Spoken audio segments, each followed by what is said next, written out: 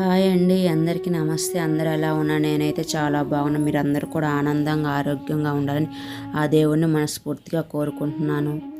ఈరోజు కూడా ఒక మంచి వీడియోతో మీ ముందుకు వచ్చేసానండి. బ్రహ్మముహూర్తంలో ఇలా చక్కగా అమ్మవారికి స్వామివారికి ఇలాగా పుష్పాలతో అలంకరించుకొని ఇలా పూజ చేసుకున్నాను. చూడండి ఎంత కళగా కనిపిస్తున్నారు అమ్మవారు స్వామివారు పుష్పాల మధ్యలో. అలాగే ఒక మంచి బ్రేక్ఫాస్ట్తో కూడా మేము ముందుకు వచ్చేసానండి. రోజైతే బరువు తగ్గాలనుకునే వాళ్ళకి ఇది ఒక మంచి బ్రేక్ఫాస్ట్గా చెప్పుకోవచ్చు. ఇలా స్వామివారికి చక్కగా అందంగా అలంకరించుకున్నాను. అలాగే అమ్మవారికి ఇలా పూల మధ్యలో అమ్మవారు చూస్తుంటే అలాగే చూస్తూ ఉండిపోవాలనిపిస్తుంది అమ్మవారిని. మన ఇంటి బంగారు తల్లి లక్ష్మీదేవి అమ్మవారు. మన ఇల్లు ఎప్పుడు సుఖ సంతోషాలతో అష్టైశ్వర్యాలతో ఉండాలని అమ్మవారికి రోజు ఇలా పూజ చేసుకుంటాను. ఈరోజు కామాక్షి దీపాన్ని ఇలా చక్కగా అందంగా అలంకరించుకున్నాను. ఆ తర్వాత వీడియోలో ముందుగా చెప్పినట్లయితే ఇలాగ బ్రేక్ఫాస్ట్ని రెడీ చేసుకున్నాను అండి. బరువు తగ్గాలనుకునే వాళ్ళు కూడా మంచి హెల్తీ ఫుడ్ ఇది. చూడండి ఇలా నేను ముందుగా ఇలాగన్నీ ప్రిపేర్ చేసుకుంటున్నాను. ముందుగా ఒక ఉల్లిపాయని తీసుకొని చక్కగా సన్నగా కట్ చేసుకోవాలి. ఇలా ఉల్లిపాయకి ఇలా పొట్టు తీసేసుకొని ఒకసారి కడిగేసుకొని చక్కగా ఇలాగ సన్నగా తరుక్కోవాలండి ఉల్లిపాయ ముక్కల్ని.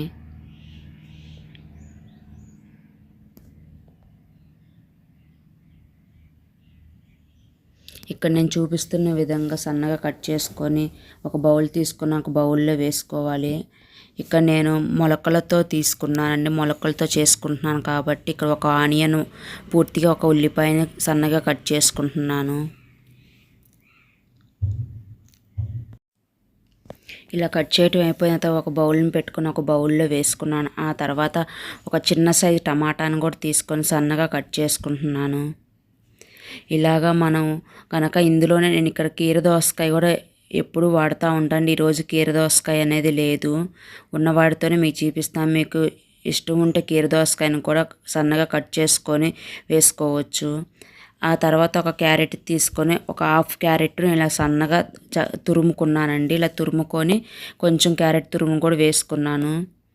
ఇలాగా వెజిటేబుల్స్ వేసుకోవటం వల్ల మన హెల్త్ కూడా చాలా బాగుంటుంది. అలాగే బరువు తగ్గాలనుకున్నా కూడా బరువు తగ్గొచ్చు. ఇలా బ్రేక్ఫాస్ట్ కనుక వారంలో 1, 2, 3 రోజులు ఇలా కనుక చేసుకొని తిన్నారంటే హెల్త్కి కూడా చాలా మంచిది. ఇది కూడా ఒక బౌల్లో వేసుకోవాలండి. ఆ తర్వాత ఇవి చూడండి, ఇక్కడ నేను ముందుగా మొలకలు అనేది రెడీ చేసుకొని పెట్టుకున్నాను. ఈ ఒక రోజు పగలంతా నానపెట్టుకోవాలండి. ఇక్కడ ఇవి పెసలు, శనగలు, శనగ విత్తనాలు తీసుకొని నేను ఇలా ఒక రోజు మార్నింగ్ నానపెట్టుకొని నైట్ వరకు నానపెట్టుకున్నాను అండి. ఆ తర్వాత మనం ఒక క్లాత్లో ఇవన్నీ పోసుకొని ముడి వేసుకొని పెట్టుకున్నాను. తెల్లారికి పెసలు అనేది మొలకలు వస్తాయండి. శనగిత్తనాలు కానీ లేదా ఇవి శనగలు కానీ ఒక 2-3 రోజులు పట్టిద్దండి మొలకలు రావడానికి. ఇలా నేను ఎప్పుడు మొలకలు చేసుకొని బాక్స్లో స్టోర్ చేసుకొని పెట్టుకుంటాను. ఆ తర్వాత దీంట్లోకి ఒక హాఫ్ స్పూన్ సాల్ట్, అలాగే చిటికెడంతా మిరియాల పొడి, అలాగే టేస్ట్ తగ్గట్టు చాట్ మసాలా, అలాగే మీకు టేస్ట్ తగ్గట్టు కొంచెం కారం వేసుకోవాలి. కారం ప్లేస్లో మీరు పచ్చిమిర్చినైనా యాడ్ చేసుకోవచ్చు. ఆ తర్వాత ఒక నిమ్మకాయ కట్ చేసుకొని నిమ్మకాయలో ఒక సగం బద్దనైతే నేను ఇలా పిండుకున్నానండి. ఇలా సగం అయితే సరిపోయింది నాకైతే. మీకు ఇంకా కావాలి, పులుపు ఎక్కువ కావాలనుకుంటే ఇంకొంచెం అది కూడా రెండవది కూడా పిండుకొని వేసుకోవచ్చు. ఆ తర్వాత సన్నగా కట్ చేసుకున్న పుదీనాకుని వేసుకున్నానండి. ఇక్కడ కొత్తిమీర కూడా యాడ్ చేసుకోవచ్చు. ఇక్కడ నా దగ్గర కొత్తిమీర అయితే లేదు. ఇలా వేసుకొని స్పూన్తో బాగా కలుపుకోవాలి ఒకసారి.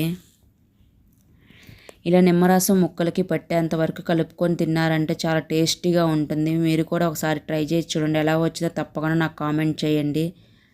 అలాగే నా పూజా విధానం కూడా ఎలా అలంకరించుకున్నాను, స్వామివారికి ఎలా పూజ చేసుకున్నాను అనేది కూడా కామెంట్ చేయండి తప్పకుండా.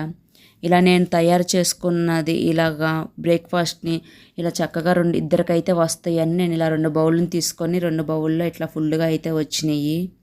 మీకు ఇంకా కావాలి, ఎక్కువ కావాలనుకుంటే మీకు ఎంతమంది అయితే తినాలనుకుంటున్నా దాన్ని బట్టి మీకు క్వాంటిటీ అనేది పెంచుకుంటూ ఉండొచ్చు.